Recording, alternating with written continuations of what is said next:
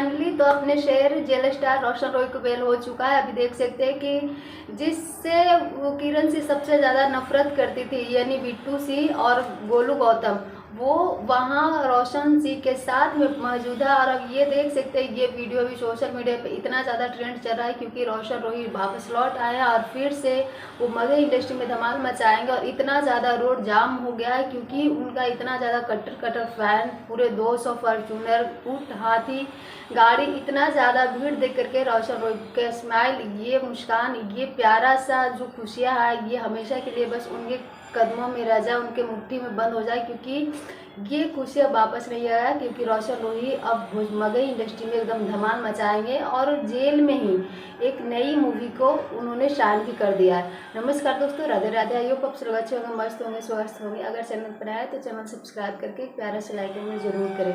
रोशन रॉय मगही के वो शेर है जिनसे लोग बहुत ज़्यादा पसंद करते हैं। सिर्फ मगही के नहीं बल्कि भोजपुरी इंडस्ट्री के लोग भी रोशन रॉय से बहुत ज़्यादा प्यार करते हैं। उनका सॉन्ग भी एक तरफा बजता है।